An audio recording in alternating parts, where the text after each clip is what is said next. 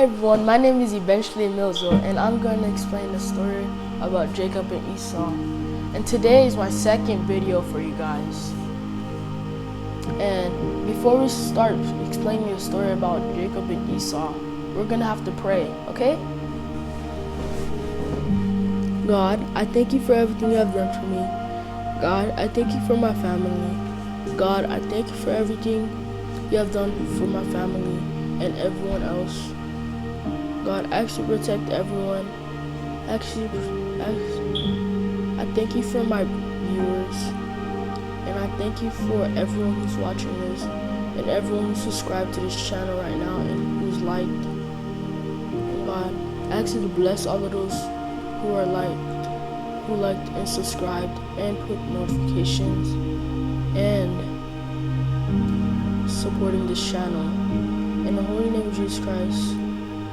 Amen.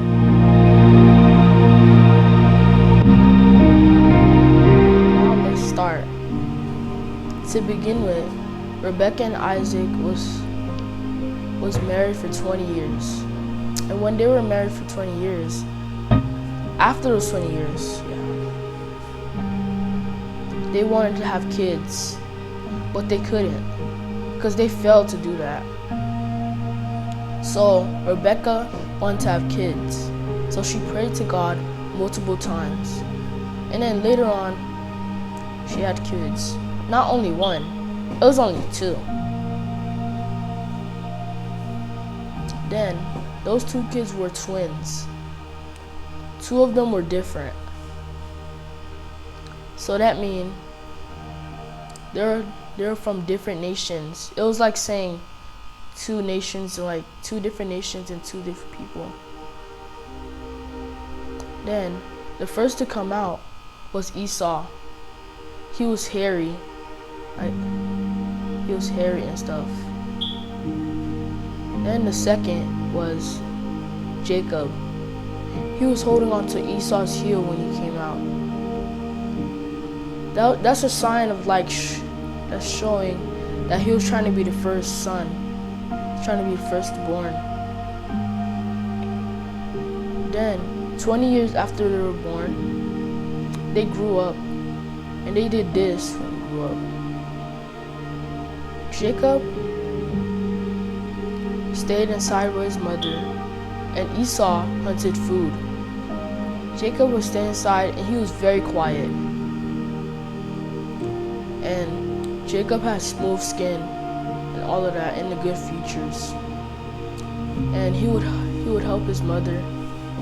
He would cook food like his mother. He would do stuff related.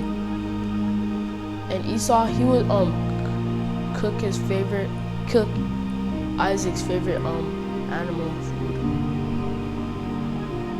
And Jacob was Rebekah's favorite son was Jacob, and Isaac's favorite son was Esau. Then after that, one night Esau went to go hunting. Then when he came back, Jacob offered him a deal. I'll say, if you sell me your birthright, I'll give you this soup. Esau didn't care about the birthright, but he was thinking hard about it. But he didn't think hard enough with what he was doing. He said, yes, I don't even care about it. I just want the food. And when he took it, Jacob, he knew that he had tricked him into giving him something way more important than food. Then one night, Jacob tried to take his birthright, his blessing, because Isaac said to Esau that, can you go bring me my favorite meat?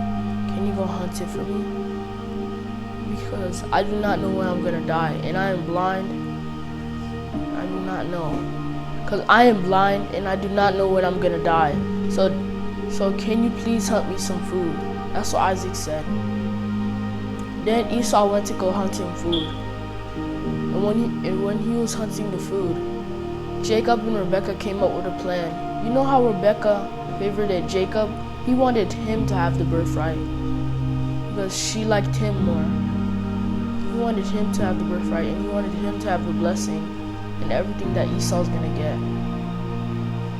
Then after that, Jacob smelled like Esau. He took all the bad features that he had. Then he came in the room, and then Isaac asked, "Is that you, Esau?" Jacob lied to his father and said, "Yes."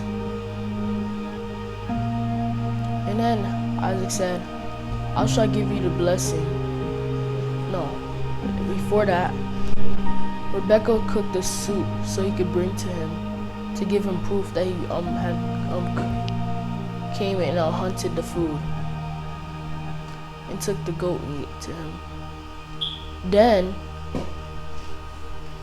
Isaac said, "I shall give you the blessing that God has given you." Then he gave it to Jacob instead of Esau. So Rebekah was worried that he might get killed by Esau. He might get killed by Esau, yeah. Jacob might get killed by Esau. So Rebekah told him to run away and go to his uncle, so Esau can't come and kill him. Then, later on, Jacob got married to Rachel. The end. The moral of the story is to not trade something valuable that God has given you to something useful for something useless. Sorry for that. And do not do that, because if you do that, you could lose something very valuable. You could lose something that God gave you. And if you lose that, you might not receive the gift that He was gonna give you. And that gift could have been something you never could imagine. And if you have God, you have everything, because God is everything. And you can find this story in Genesis 25, verse 19 to 34. And don't forget to subscribe, like, share, and comment, and hit that notification bell. God bless.